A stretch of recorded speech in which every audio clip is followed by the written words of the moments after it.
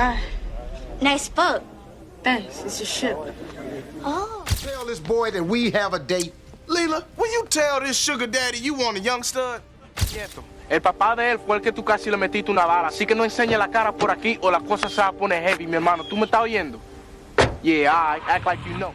You know, what do you think he would have been doing now? I kind of always saw Merlin as being, like, he would have been this massive crossover star. It's unfortunate to lose these brothers, to have lost these brothers at young ages, man. They never had a chance to fully grow and blossom and become more. From the world of sitcoms to hit shows like The Steve Harvey Show and The Cosby Show, Merlin Santana's journey in the entertainment industry was as captivating as the shows he was part of. Born and raised on the Upper West Side of New York City, Merlin's talent was shining brightly and catching the eyes of everyone around him. Can you sing? Nah, Can you play an instrument? nah. People were starting to realize that this rising star from New York had the potential to make it big, and it looked like nothing could stand in his way. But tragically, in a shocking twist that no one saw coming, Merlin's life was cut short. He found himself caught up in a revenge plot that had nothing to do with him, leaving everyone stunned and heartbroken. Merlin Santana died on this street in the wee hours of Saturday morning, November 9th, 2002. Whenever you hear stories about people escaping the harsh realities of the hood and becoming successful in ways that transcend their environment, it's always inspiring. For many people, it's proof that if someone else can do it, they can too. It's a beacon of hope. Take the Wayans brothers, for example. They grew up in the projects in Chelsea, and look where they are now. They became huge stars in comedy and brought their whole family along for the ride. Then there's Jordan Peele, one of the most successful and respected directors in the game today. He was raised on the Upper West Side by a single mom and made it out to become a household name. And let's not forget the long list of musical acts, from Jay-Z to Cardi B, who rose from the streets of Brooklyn and the Bronx to achieve massive success. But unfortunately, there's also a long list of people who did everything right to escape the streets, yet still fell victim to the unforgiving codes of the hood. Merlin Santana's story is a sad reminder of this harsh reality. He loved the acting. Born on March 14, 1976 in New York City, Merlin came into this world under challenging circumstances. His mother, Leah Santana, originally from the Dominican Republic, faced complications during her pregnancy that gave Merlin just a 50-50 chance of surviving. It was a scary and uncertain time for Leah, who had to brace herself for the possibility of losing her child before he even had a chance to live. It was 50% chance he never make it. Against all odds, Merlin pulled through, and his mother chose a name that would reflect the miracle of his survival. She named him Merlin, inspired by Merlin the Magician, one of the legendary wizards of King Arthur's court. Leah felt that the name was perfect for her son because it was like magic. Merlin was her miracle child, beating the odds and proving that anything was possible. He loved his name. He used to introduce himself to a lot of his friends like Merlin the Magician, and they used to call him Merlin the Magician. Growing up, Merlin was described as a funny and charismatic little boy. As far back as anyone could remember, he was always cracking jokes and making people laugh, lighting up every room he entered. He was very funny. He would come out of nowhere and he would do funny stuff. He made people laugh. For those with an eye for talent, it was clear that Merlin had something special about him. When he was just 3 years old, Merlin and his mother had a chance encounter with a talent scout. The scout immediately noticed Merlin's charisma and personality and felt that Merlin belonged on TV or the big screen. He encouraged Leah to consider getting Merlin into show business, seeing the potential for her son to thrive in the fast-paced world of entertainment. Taking the scout's advice, Leah brought Merlin to an audition for a fast food campaign, and as it turned out, it was the perfect fit. Merlin landed the job, and from that moment on, he was hooked. He got the audition. He got the job. After that, he never stopped working. He was working like every week, constantly. He fell in love with the camera and the excitement of performing. Starting out so young gave Merlin a major advantage in the world of acting. Plus, being bilingual in English and Spanish opened up even more opportunities for him when it came to casting. He loved the acting. He loved it. He knew he was getting paid. I guess he liked the attention also. Quieto. El papá de él fue el que tú casi le metiste una bala, así que no enseñe la cara por aquí o la cosa se va a poner heavy, mi hermano. ¿Tú me estás oyendo? Yeah, I act like you know. After his successful debut in the fast food commercial, Merlin's career took off, and there was no looking back. Growing up in the Upper West Side of New York City, Merlin Santana was no stranger to the neighborhood's reputation. Back in the 80s and 90s, this area was notorious for its gritty street life. Gang violence, drug dealing, and drug abuse were just part of the landscape. It was an environment where pretty much anything could happen. Despite these challenges, Merlin attended Ascension School on Upper Manhattan's 108th Street, where he quickly made a ton of friends and became well known among his peers. His charisma and warm personality were like a magnet, attracting people to him and making him a familiar face in the neighborhood. However, being surrounded by all that chaos and temptation wasn't easy. For Merlin, acting became a lifeline, a way to keep him out of trouble and steer clear of the pitfalls that the streets had set up for so many others. It was his escape, his way of staying focused on something positive. His mother, Leah, was determined to see her son succeed and not fall victim to the harsh realities that so many young people in the area faced. She knew that Merlin had a special gift and was committed to helping him pursue his dreams. Even though the Upper West Side of today has cleaned up its act, back then it was a whole different story. Drug wars were common, and rival crews often battled for control of the streets, with money, power, and respect at the center of it all. The neighborhood was under constant curfew, and the tension was always thick in the air. Very bad. Very, very, very bad. It was a drug-infested neighborhood. It wasn't the best environment for him. In 1990, Merlin's life took a dramatic turn when he landed a role in a play called Hey Little Walter. Little did he know, this one gig would set the stage for the rest of his career. During one of the performances, none other than Bill Cosby was sitting in the audience. Impressed by Merlin's performance and his ability to bring the character to life, Cosby saw something special in him. He was so captivated by Merlin's talent that he decided to have a new character written into his immensely popular show, The Cosby Show. This was a huge break for Merlin, and he jumped at the opportunity. Merlin was cast as Stanley, the lovable and funny boyfriend of Rudy Huxtable. The role was a perfect fit for Merlin, and his chemistry with the cast was undeniable. As Stanley, Merlin brought humor and charm to the show, quickly becoming a fan favorite. The experience was a game changer for him, solidifying his place in the industry and opening the door to even more opportunities. Don't feel bad. I mean, it was just a matter of time before she saw through you anyway. When The Cosby Show wrapped up, Merlin didn't miss a beat. He was immediately cast in another TV sitcom called Getting By, where he starred alongside his friend and fellow child star Dion Richmond. The two had already worked together on The Cosby Show and had a natural rapport that translated well on screen. Dion, a New York native who grew up in Harlem, shared Merlin's love for acting, and the two became a dynamic duo. Getting By aired from March 1993 to June 1994, and while it was eventually canceled, it helped to further boost Merlin's profile. As time went on, Merlin realized that he needed to make a move to keep his career momentum going. At the young age of 19, he decided to pack his bags and head out west to Los Angeles. It was a big step, but Merlin was excited about the opportunities that awaited him in the City of Angels. He chose to settle in North Hollywood, opting for a low-key life in the San Fernando Valley. This was a chance for him to focus on his craft, network with other industry professionals, and continue chasing his dreams. Merlin kept in close contact with his family and friends back in New York, making sure to stay grounded and connected to his roots. Despite being on his own, he was determined to make the most of his time in LA. His hard work and dedication paid off when, in 1996, he landed another pivotal role that would further cement his place in the entertainment world. Merlin was cast as Romeo Santana in the hit show The Steve Harvey Show. This role was a perfect match for Merlin's talent and charisma, and it allowed him to shine in a new light. Tell this boy that we have a date. Leela, will you tell this sugar daddy you want a youngster? While many celebrities and young stars at the time wrestled with the darker aspects of fame, Merlin Santana always seemed to have a good head on his shoulders. He stayed clear of the threats that came with stardom. Drugs were never his scene. He kept his focus sharp and his priorities straight. By the time his acting career was taking off, Merlin was already looking to expand his horizons into the music world. You see, Merlin was also a talented rapper. He had the image, the charisma, and the popularity that fit perfectly into the music industry. There were even rumors floating around that he had recorded a bunch of tracks that never got released. Merlin took his music just as seriously as his acting, pouring his heart and soul into every project.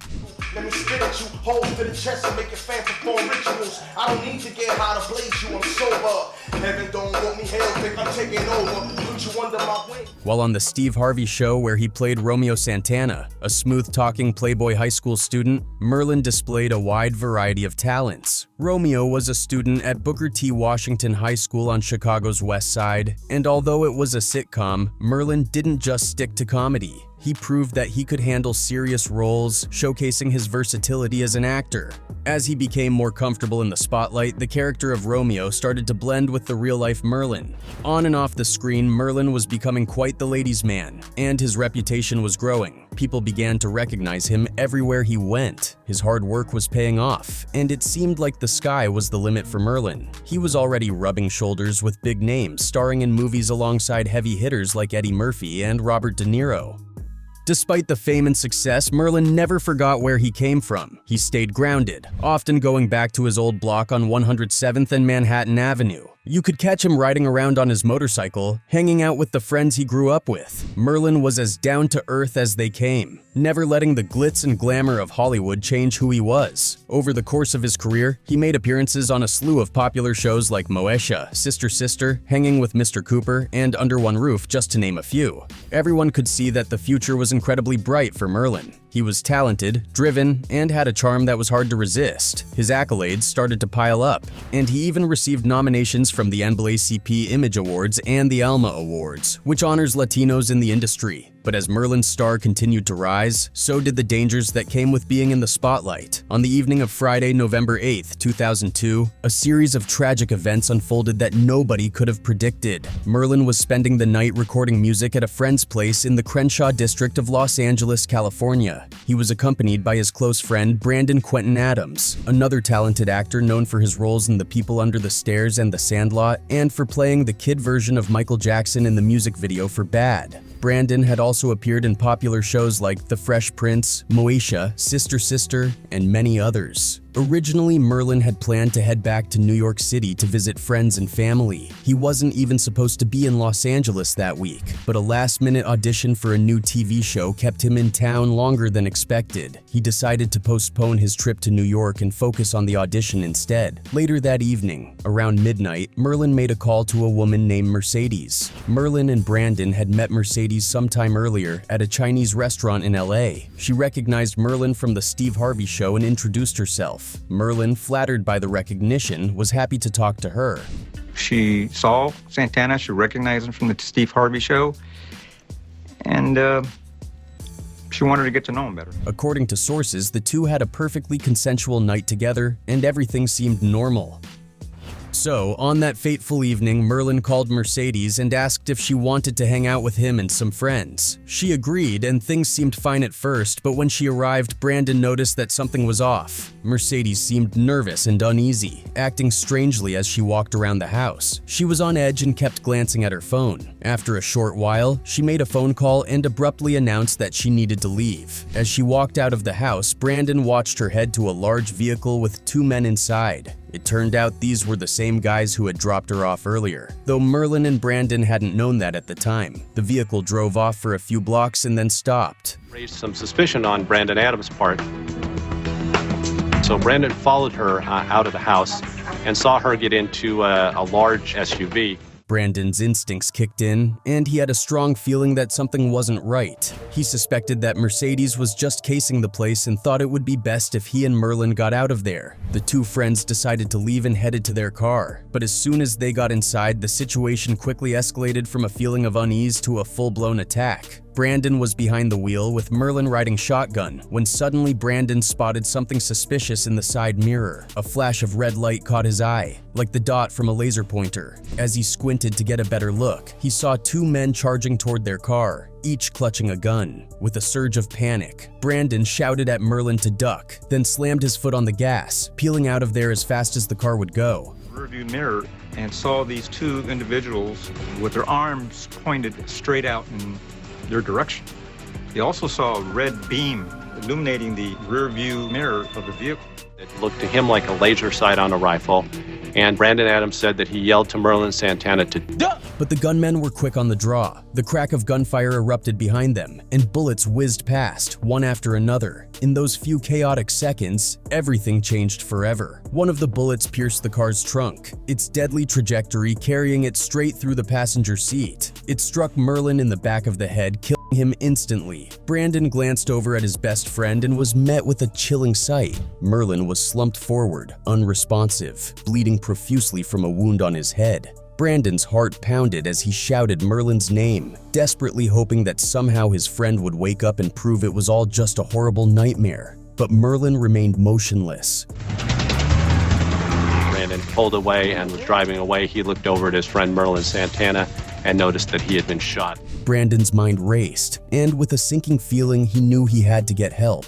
He frantically waved down a patrol car that happened to be nearby and quickly explained the situation. But as the officers approached the scene, it became painfully clear that it was too late. Merlin was gone, and the question on everyone's mind was, as police and EMS teams swarmed the vehicle, they carefully searched for clues. Inside, they found Merlin's cell phone, and it didn't take long for them to start piecing together his final moments. Brandon recounted the strange events of the evening to the authorities, telling them about the call Merlin had made to Mercedes and how she had acted so bizarrely when she showed up. Something wasn't adding up, and the police were determined to get to the bottom of it. They came up with a plan. Brandon would call Mercedes and arrange a meeting at a restaurant, a move that might help them figure out what was really going on. To their surprise, she agreed. As Mercedes arrived at the restaurant, she walked in unaware of the trap that had been set. Officers were waiting, and they quickly took her into custody for questioning. During the interrogation, the truth about Merlin's death began to unfold, revealing a twisted web of lies and deceit. According to the reports, the woman, whose real name was Monique King, had spoken with Merlin after they hooked up. She wanted more than just a casual fling. She was looking for a relationship, but Merlin, always on the move and not wanting to be tied down, wasn't looking for anything serious. She's Monique King,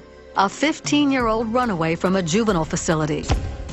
Monique couldn't handle the rejection, and she decided to take matters into her own hands. She went back to her friends, 21-year-old Damian Andre Gates and 25-year-old Brandon Douglas Bynes, and spun a tale that would set off a tragic chain of events. She told them that Merlin had forced himself on her, claiming that he had violated her. Followed the electronic trail. It leads them to one of Monique's friends, a man named Damian Gates.